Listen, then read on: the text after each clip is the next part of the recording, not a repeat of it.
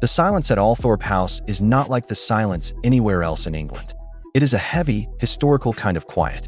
The kind that comes from 500 years of aristocratic history and the presence of a ghost who still commands the attention of the entire world. But in the early months of 2026, that silence was shattered by a digital thunderclap that came from within the very walls where Princess Diana once played as a little girl. This was not a leaked memo. It was not a palace source quietly whispering to a tabloid reporter late at night. It was a cold, calculated, and completely devastating strike from Charles Spencer, the 9th Earl Spencer, Diana's own brother. He did not simply disagree with a media project. He dropped a bomb directly at the center of the Sussex brand. And in May 2026, the dust from that explosion has still not settled. Welcome to Royal Daily Report, your trusted source for royal family news and investigations. I am your host, and tonight we bring you the full story of the moment that changed everything for Harry and Meghan. The moment that one man's 4 words began the process of dismantling the most ambitious reinvention in modern royal history. Subscribe to Royal Daily Report right now and hit that notification bell. This is a story you cannot afford to miss. For years, Meghan Markle and Prince Harry have stayed relevant in a very difficult and competitive global media landscape by leaning on one single and incredibly powerful foundation: the memory of Princess Diana. It was their most valuable asset, their source of legitimacy when everything else around them was being questioned, their get-out-of-jail-free card every time the criticism became too loud or too focused to ignore. But as the world moves toward the 30th anniversary of Diana's death in 2027, the one man who holds the real keys to her story, the man who knew her not as an icon or a brand, but as a sister, has finally and firmly slammed the gates shut. In 4 words that are still sending shockwaves through Hollywood boardrooms and London media offices alike, Charles Spencer ended the most important content project in the Sussex pipeline before it ever had a chance to begin. Is this a joke? That was his response. 4 words. And those 4 words have changed everything. Do not forget to subscribe to Royal Daily Report for more exclusive royal updates that matter. To fully understand why this moment is so significant, why royal watchers and brand experts are describing it as potentially the most important single event in the entire Sussex story, you first have to understand the man who delivered the blow. Charles Spencer is not simply another minor royal relative living quietly on the edges of the Windsor family circle. He is something far more important and far more powerful than that. He is the guardian of Diana's real story.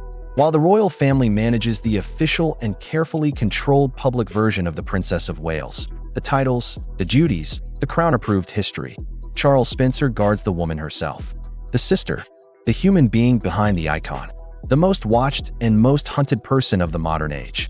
He is the man who stood at the pulpit of Westminster Abbey in 1997, looked the entire royal family directly in the eye, and publicly promised that Diana's blood family would make sure her sons were raised with the soul and the sensitivity she valued, rather than the cold and rigid traditions of the monarchy. Althorp is not simply a beautiful English country estate. It is a fortress of memory. Diana does not rest in a royal vault or a public cemetery. She rests on a quiet and private island, surrounded by the trees she loved, on land that has been in the Spencer family for 5 full centuries. Charles Spencer is the one who decides who gets access to that island. He is the one who decides who gets to tell the story of the woman who rests there. And in May 2026, he has made that decision with absolute and permanent clarity. For decades, he watched quietly from the sidelines. He intervened only when absolutely necessary, and always with careful and precise judgment. But something changed in the years leading up to 2026. According to analysts who closely study the Spencer-Windsor relationship, Charles reached a breaking point. He watched his sister's life, her genuine struggles, her real pain, her authentic humanity, being repackaged as marketable entertainment content, being sold to the highest bidder, by the very people who claimed most loudly to be honoring her. His rejection of the Netflix proposal was not simply a business decision. It was an act of protection, an act of love, an act of ancestral defense that has been building for years. Hit that like button and subscribe to Royal Daily Report right now. You will not want to miss what comes next. Now let us talk about the project itself. Because to understand the full impact of Charles Spencer's decision, you have to understand what was at stake and how desperately the Sussexes needed this project to work. By early 2026, Harry and Meghan found themselves in a genuinely difficult position. Their time at Spotify had ended in a messy and very public way, with industry executives using words about them that no brand wants attached to their name. Their lifestyle brand, American Riviera Orchard, was moving far more slowly than anyone expected. Harry's polo documentary and Meghan's cooking show were being described by people inside the industry as uninspired and commercially underwhelming. The early excitement that had surrounded their move to California and their massive Netflix deal had cooled significantly. They needed something big. They needed a genuine blockbuster, the kind of content that reminds the entire world why the Sussex name still matters, why the Sussex story is still worth watching, and why Netflix made the financial commitment it made. The answer seemed obvious. The 30th anniversary of Princess Diana's death in 2027, a major, multi-episode documentary series. Something that would capture global attention, drive international subscriptions, and remind every viewer on Earth of the one thing that makes Harry and Meghan different from every other celebrity couple in the world: their direct and personal connection to the most beloved royal figure in modern history. Netflix executives, who needed a guaranteed hit just as much as the Sussexes did, were enthusiastic. The project was designed to be something genuinely ambitious. Not a dry historical documentary, not a straightforward biography. Instead, it was planned as what producers were calling a spiritual successor narrative, a series that would draw a direct and unmistakable line between the challenges Diana faced from the British establishment in the 1990s and the challenges Meghan says she faced from that same institution in the 2010s. The goal was to position Meghan not merely as a woman who married into the royal family, but as the modern version of Diana, the new outsider, the new woman being crushed by the same gray-suited system that Diana had warned the world about 30 years earlier. It was a strategy built on nostalgia, on emotional storytelling, and on the very specific kind of victim narrative that had become the Sussex brand's most reliable and most recognizable tool. But there was one enormous and fatal flaw in the entire plan. They assumed Charles Spencer would simply go along with it. Make sure you are subscribed to Royal Daily Report and have liked this video. We are bringing you the complete picture. When Netflix approached the Earl for his cooperation, they were not simply asking for a sit-down interview. They were after the golden ticket. They wanted access to Althorp House itself. They wanted entry to the confidential Spencer family archives. They wanted the very heart and soul of Diana's private upbringing and personal history. Charles Spencer's involvement would have given the entire project a level of authenticity and legitimacy that Harry and Meghan simply could never provide on their own. It would have told the world that Diana's own blood family had looked at the comparison between the two women and given it their blessing. But when Charles Spencer sat down and carefully reviewed the proposal, when he saw Meghan's name listed as a primary participant and the central spiritual guide for the entire series, he did not see a tribute to his sister. He saw something that disturbed him deeply. He saw his sister's memory and her legacy being used to rescue a struggling media brand. He saw the pain of a woman who is no longer here to speak for herself being turned into content, being turned into a product. And his response was immediate and final. In 4 words, he dismissed the entire foundation of the Sussex brand's most important remaining asset. He slammed the gates of Althorp shut. And in doing so, he locked Harry and Meghan out of the one story that still gave them genuine global relevance. This rejection did not happen suddenly or without reason. It was the result of years of careful and increasingly frustrated observation by the Spencer family. Royal watchers and cultural critics have developed a term for what they have been watching unfold. They call it Diana cosplay, and Charles Spencer has been watching it with growing discomfort for a very long time. Think about the pattern. It began with the jewelry. The aquamarine ring at the wedding reception, a genuinely heartfelt tribute that the world responded to warmly. But then it continued. The butterfly earrings, the Cartier tank watch, the gold bracelets, each piece a direct echo of Diana's most iconic personal style, each piece worn at a high-profile moment where the cameras were guaranteed to be watching. But the imitation moved deeper than accessories. It moved into the actual structure of the storytelling. The 2021 Oprah interview, the lighting, the careful pauses, the themes of being silenced by a powerful institution, of mental health being ignored by the people who were supposed to care. It was, whether intentionally or not, a 21st century update of Diana's own 1995 Panorama interview. The same emotional architecture, the same narrative of an outsider being crushed by gray suits and cold institutions. For Charles Spencer, watching all of this from Althorp, it must have felt like watching a distorted and commercial version of his sister's genuine pain being used as a template, being used as a brand strategy. Do not miss a single update. Subscribe to Royal Daily Report and turn on your notifications right now.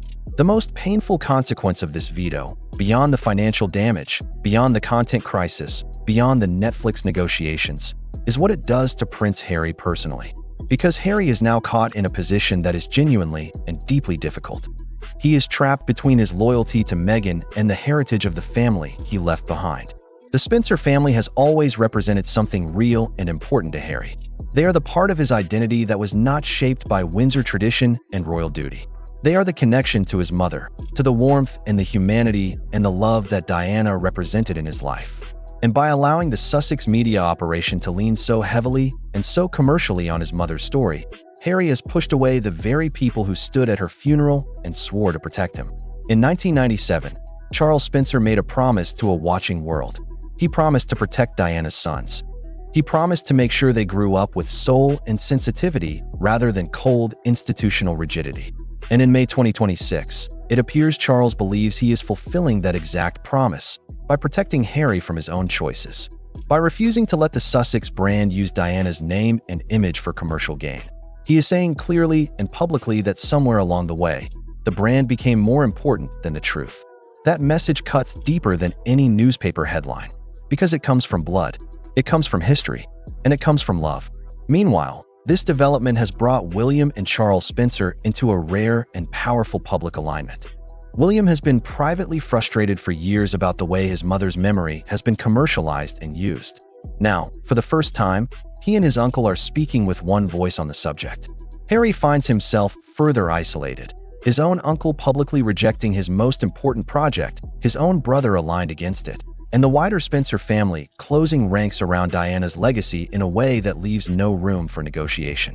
In Hollywood, where perception moves faster than truth and where business decisions follow reputation with brutal efficiency, the Sussex brand is now being looked at very differently than it was even 12 months ago. Brand strategists are using the same word repeatedly when they discuss the impact of Charles Spencer's decision. They call it terminal, not for Harry and Meghan as people, but for their royal-themed content strategy. Because when the brother of Princess Diana publicly and loudly describes your project as exploitation, you have lost the one thing your entire brand depended on: authenticity. Netflix is now in a genuinely difficult position. The 2027 Diana project was their most reliable Sussex content bet. Without the Spencer family's cooperation, without access to Althorp and the private archives, the project loses its prestige and its uniqueness. It becomes simply another unauthorized documentary about a story that has already been told many times. And audiences, as Netflix's own data shows, are growing tired of exactly that kind of content. This failure gives Netflix every business reason to ask the hardest question of all. If the Sussexes cannot deliver the royal drama the world wants to watch, and their lifestyle content is not reaching the numbers the platform needs, what exactly is their value to a global streaming giant with millions of subscribers and hundreds of competing content options? The financial implications of that question are serious. The Sussex lifestyle requires significant and consistent income, and that income is becoming harder and harder to guarantee. Beyond the content crisis, there is something even more significant that Charles Spencer's decision has revealed, and it is perhaps the most important insight of this entire story. When you remove the Diana connection from the Sussex brand, when you take away the royal history, the palace drama, the mother-in-law comparison, the sense of a woman fighting the same battles Diana fought, what remains? What is the actual product? What is the genuine and lasting value that Harry and Meghan bring to any partnership, any platform, any audience? That is the question that the Althorp veto has forced into the open. And in May 2026, the Sussex camp does not yet have a convincing answer. The podcasts have been criticized for lacking genuine depth and real insight. The Netflix content has been called self-indulgent by industry critics. The lifestyle brand is moving slowly. The cooking show did not capture the cultural moment its creators hoped for. And without the Diana narrative as the engine powering everything else, the entire operation is being forced to confront its own identity in a way it has never had to before.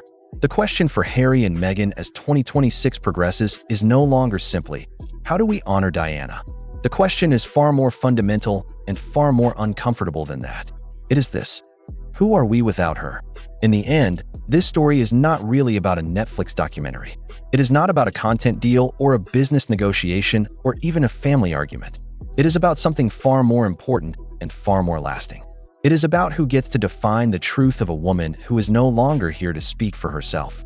It is about whether a legacy built on genuine sacrifice and genuine suffering can be protected from being turned into a commercial product. Charles Spencer has answered that question clearly. Althorp is a fortress of memory. What rest there is not for sale. Not to Netflix, not to a streaming algorithm, and not even to his own nephew. As the sun sets over the quiet island at Althorp in May 2026, the message to the entire world is unmistakable. The People's Princess belongs to her family. She belongs to the history of the country she served with her whole heart. She does not belong to a media empire operating 3,000 miles away in Montecito, California. The Althorp veto may be remembered as the most consequential thing Charles Spencer has ever done. He did not simply stop a documentary from being produced. He protected the last pieces of his sister's real story from being converted into background footage for a streaming platform. For Meghan Markle, the realization is sinking in slowly but completely. Some doors cannot be opened with a title, a production team, or a camera crew. Some doors are held shut by something far more powerful than any of those things. They are held shut by a brother's love, and they are closed permanently. The ghost of Diana has been brought home to Althorp, and the world, including Harry and Meghan, must now learn to build their future without leaning on her shadow. This story is still developing. The fallout from Charles Spencer's decision is only just beginning to be felt across Hollywood and London. What is your take on the quiet alliance forming between William and Charles Spencer? Is the Diana card now permanently off the table for the Sussexes? Tell us in the comments below. And stay with Royal Daily Report as we continue to track every development in this extraordinary story. This has been Royal Daily Report, your trusted source for royal family truth and investigations in May 2026. Subscribe to our channel right now. Hit that like button. Share this video with everyone who wants to understand what is really happening inside the royal world. Turn on notifications so you never miss our breaking reports. Thank you for watching Royal Daily Report.